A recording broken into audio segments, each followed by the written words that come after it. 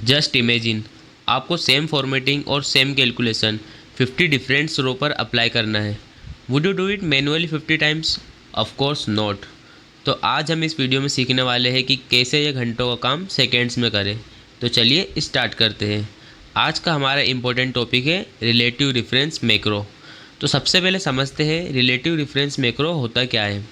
Relative reference macro हमारे किए हुए एक्शंस को रिकॉर्ड करता है जो भी हम एक्सेल में करते हैं, और फिर वही रिकॉर्डेड एक्शन का यूज़ करके हम हमारा सारा काम इजी करते हैं। Let's understand it with real example. Suppose हमें यहाँ पर सेल्स का डेटा गिवन है, customer ID, quantity and total amount. अब यहाँ पर हमें एनालाइज करना है किस कस्टमर्स ने कितनी क्वांटिटी ऑर्डर की है एंड इनका टोटल अमाउंट कितना है। तो हम यहाँ पर सिंपली फार्मूलाज लगा करके इसको एनालाइज तो कर लेंगे, लेकिन ये डेटा रियल टाइम डेटा है। इसके अंदर day by day orders increase होते जा रहे हैं। अब सपोज़ यहाँ पर हमें 502 ऑर्डर्स है, बट कल हमें न्यू ऑर्डर्स आएंगे, न्यू कस्टमर्स आएंगे, उनकी क्वांटिटीज़ आएंगी और इनका टोटल अमाउंट आएगा।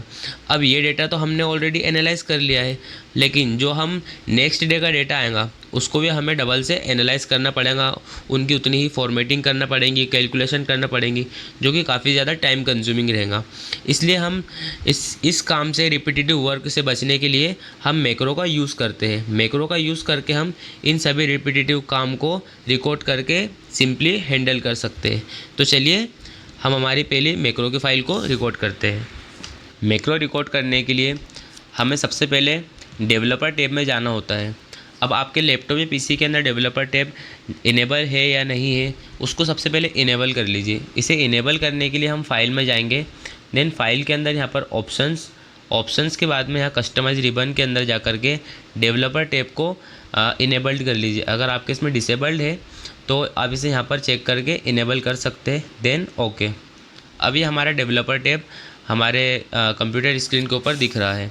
अब यहाँ डेवलपर टैब में जाने के बाद में हमें यहाँ पर रिलेटिव रेफरेंस मैक्रो की रिकॉर्डिंग करना है। तो हम यहाँ पर यूज़ रिलेटिव रेफरेंस मैक्रो पर क्लिक करेंगे, then record macro. Record macro के बाद में यहाँ पर हमें ऑप्शन आ रहा है हम हमारे मैक्रो की फ़ाइल का नाम क्या देने वाले हैं। तो ये हमारा रिलेटिव रेफरेंस मैक्रो है, तो हम इसे रिलेटिव रेफरेंस मैक्रो के नाम से मैं फ़ाइल क्रिएट कर रहा हूँ। आप चाहे तो आप अपने मर्ज़ी के हिसाब से कोई भी नाम से फ़ाइल क्रिएट कर सकते हैं। अब हमें इसे यही वर्कबुक के अंदर देना है, तो हम इसे दिस वर्कबुक पर ही क्लिक रहने देंगे। देन यहाँ पर हमें शॉर्टकट की का ऑप्शन आ रहा है। अब यहाँ पर अपन चाहे तो शॉर्टकट की भी बना सकते हैं, पर इनिशियली हमें शॉर्टकट की बनाने की ज़रूरत नहीं है। देन डिस्क्रिप्शन का हम यूज़ इसीलिए करते हैं ताकि अगर हमारे अलावा कोई और इस मैक्रो को यूज़ करे तो उसे पता रहे कि ये मैक्रो किस चीज़ के लिए बना है, या कैलकुलेशन के लिए बना है या फिर ये फॉर्मेटिंग के लिए बना है। तो इसलिए हम डिस्क्रिप्शन के अंदर लिख देते हैं। तो अभी इसकी हमें ज़रूरत इसकी भी नहीं है। सिंपली हम यहाँ पर ओके करेंगे, हमारा मैक्रो रिकॉर्ड होना स्टार्ट हो चुका है। अब यहाँ पर हमें इस डेटा को एनालाइज करना है कि किस कस्टमर्स ने कितनी क्वांटिटी ऑर्डर करी है या कितना अमाउंट यहाँ पर इनका टोटल बन रहा है। तो यहाँ पर हम सबसे पहले कस्टमर आईडी को मैं यहाँ पर सिलेक्ट करूँगा। सभी कस्टमर आईडी को मैं सिलेक्ट करने के बाद में इन सभी कस्टमर आईडी को मैं कंट्रोल-C से कॉपी करूँगा, देन ऊपर आकर के यहाँ पर कंट्रोल-V से यहाँ पर इन्हें पेस्ट कर दूँगा। ठीक है, अब इसे पेस्ट करने के बाद में ये हमारा कस्टमर आईडी तो आ चुकी है, बट हमें यहाँ पर सिर्फ डुप्लीकेट वैल्यू नहीं चाहिए, हमें यहाँ पर यूनिक वैल्यू की ज़रूरत है। तो यहाँ पर मैं क्या करूँगा, इन सभी वैल्यूज़ को डबल से सिलेक्ट करूँगा। इसे सिलेक्ट करने के बाद में मैं यहाँ पर डेटा टैब में जाऊँगा, देन यहाँ पर रिमूव डुप्लीकेट्स का ऑप्शन आ रहा है, यहाँ पर मैं इसे ओके कर दूँगा। देन हमारी सारी डुप्लीकेट्स वैल्यू यहाँ से रिमूव हो गई है। अब यहाँ पर हमें सेकेंड कॉलम की ज़रूरत है जिसका नाम है क्वांटिटी, देन टोटल अमाउंट। तो यहाँ पर मैं 3 कॉलम बना रहा हूँ, इसी के अंदर हम सारा एनालाइज करेंगे और इसे मैक्रो में रिकॉर्ड करके हमारे आने वाले टास्कों को काफ़ी ज़्यादा इजी बनाएंगे। अब हमें यहाँ पर इसकी क्वांटिटी निकालना है, तो क्वांटिटी को निकालने के लिए हम यहाँ पर सम फॉर्मूले का यूज़ करेंगे, इज इक्वल्स टू सम के अंदर सम इफ़ का यूज़ करेंगे। सम इफ़ के अंदर हमें रेंज देनी है, हमें किस रेंज के अंदर इसको हमें कैलकुलेट करना है।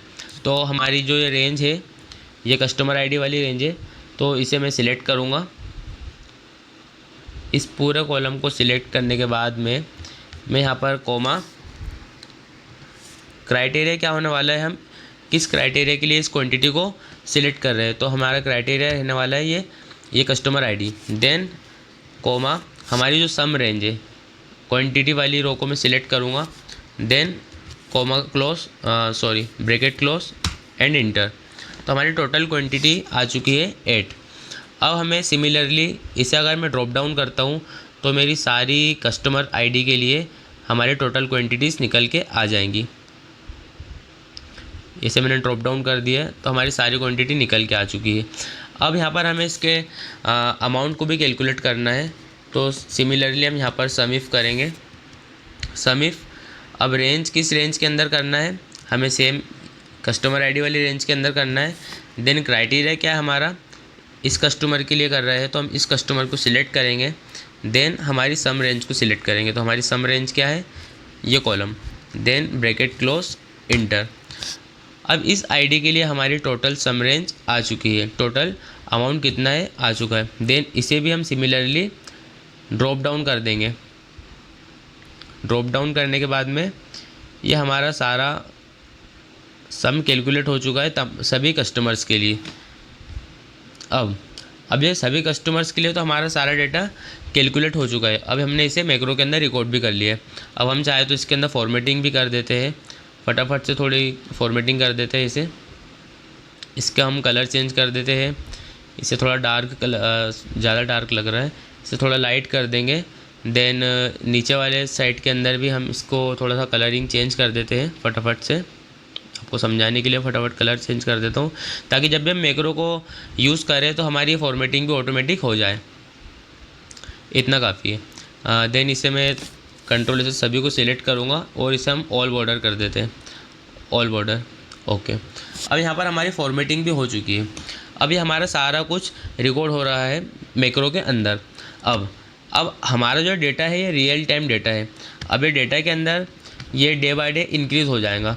अब सपोज़ यहाँ पर न्यू ऑर्डर आ रहा है, यहाँ पर 501 नाम से एक ऑर्डर आया, 140 कस्टमर आईडी, देन इसकी कितनी क्वांटिटी है 6, देन इसका अमाउंट 154.00 अभी हम लिख रहे हैं। अभी हमारा डेटा बढ़ते जाएगा, लेकिन हमें इसके अंदर सभी के अंदर फॉर्मेटिंग करने की ज़रूरत नहीं है। अभी हमने मैक्रो को रिकॉर्ड कर लिया है, अब हम इसे क्लोज़ कर देते हैं, मैक्रो की रिकॉर्डिंग को ऑफ कर देते हैं। देन मैं आपको आगे का फर्दर टास्क करके बताता हूँ। अब हमारी इस जो भी हमने फॉर्मेटिंग की है इसे हम यहाँ से डिलीट कर देते हैं। शिफ्ट के साथ में इन तीनों कॉलम को सिलेक्ट करूँगा, देन इसे डिलीट करने के लिए कंट्रोल माइनस। अब इसको मैंने यहाँ से हटा दिया है। अब हमारे डेटा के अंदर अब इसके अंदर हम कुछ चेंजेस कर देते हैं, क्योंकि ये सपोज़ हमने इसकी क्वांटिटी को इंक्रीज़ कर दिया, या इसको 8 से हमने 23 कर देते हैं, एंड इसको 7 से 5 कर देते हैं। इसके अमाउंट को भी हम थोड़ा सा चेंज कर देते हैं।